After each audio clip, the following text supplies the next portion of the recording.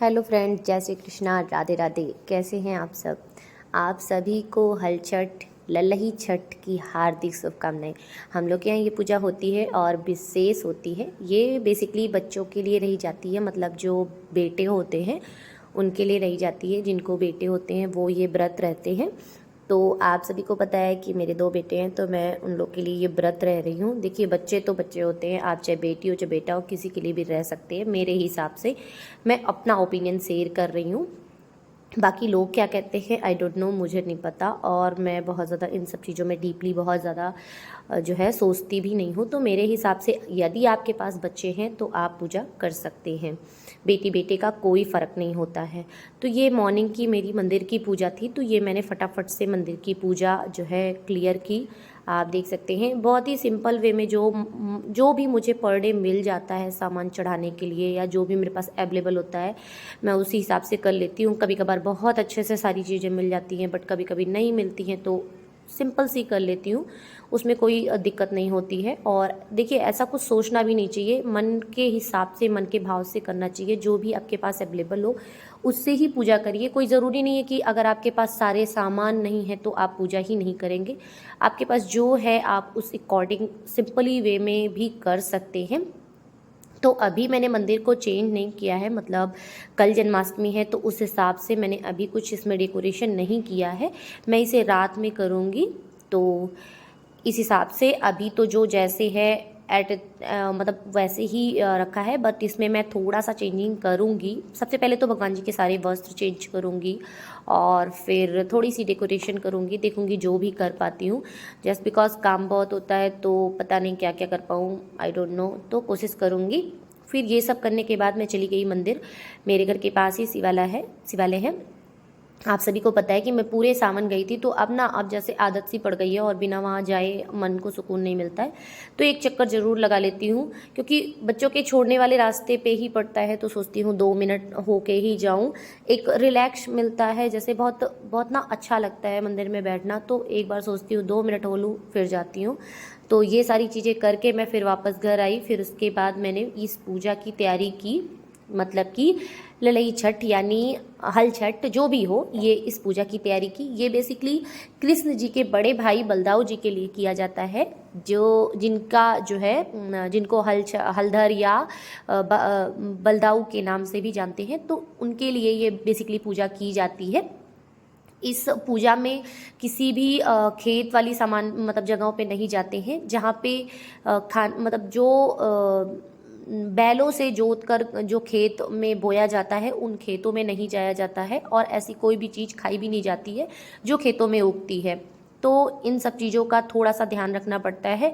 इसमें आप महुए को खा सकते हैं, और एक रेड कलर का चावल आता है तिन्नी का चावल, वो आप खा सकते हैं। दही खा सकते हैं, वो भी भैंस के दूध का, और जो है दूध वगैरह यूज़ कर सकते हैं। देखिए, मैं तो बस इतना यूज़ करती हूँ, बाकी तो बहुत सारे लोग बहुत सारी चीज़ें खाते हैं। हम लोग के यहाँ बस इतनी ही चीज़ें यूज़ होती हैं। इस दिन जो है बहुत ज़्यादा कुछ खाया वाया नहीं जाता है। देखिए, खाने के लिए तो पूरी लाइफ पड़ी है, आप कभी भी खाइए। एक दिन अगर भगवान की कृपा से अगर मुझे व्रत रहना है और मेरे पास सामर्थ्य है तो रहना चाहिए, उसमें कोई दिक्कत नहीं होती है। देखिए, रहकर देखिए, सच में बहुत अच्छा लगता है। आप जब मन से सोचेंगे ना कि मुझे व्रत रहना है और मुझे सच में व्रत रहना है, रिलैक्स होकर रहना है, तो सच में भूख नहीं लगेगी। और ऐसे नॉर्मली देखिए, आप कभी काम में फंस जाइए तो पूरे पूरे दिन बीत जाते हैं, और व्रत के नाम पे आदमी भागता है कि नहीं व्रत नहीं रहना, व्रत नहीं रहना है। बट इसमें कोई दिक्कत नहीं होती है। तो फाइनली ये सिंपल सी पूजा होती है, बहुत ही सिंपल पूजा होती है, इसमें कुछ विशेष नहीं होता है। ये कुश मतलब बेसिकली कुश की पूजा होती है। तो ये मैंने कुश लगाया हुआ एक गमले में, मतलब इस तरह से लगा दिया।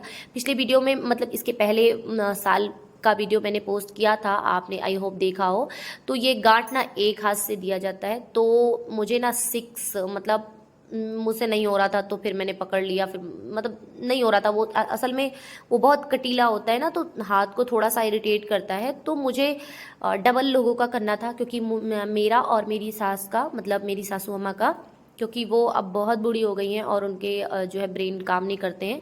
तो लेकिन वो हैं तो उनकी पूजा मैं सोचती हूँ कि कम एटलीस्ट जब तक हैं तब तक तो उनकी पूजा करूँ, क्योंकि देखिए कहीं ना कहीं उनकी पूजा से मेरा भी भाग जुड़ा हुआ है। भाई उनके बच्चे तो मेरे भी तो कुछ लगते हैं, तो ऑब्वियसली मेरे हस्बैंड है, तो कहीं ना कहीं जैसे एक होता है ना कि एक लालच भी होती है, नहीं उनकी पूजा करूँगी तो शायद इनको भी थोड़ा सा बेनिफिट मिले, तो इसलिए मैं उनकी पूजा ज़रूर करती हूँ।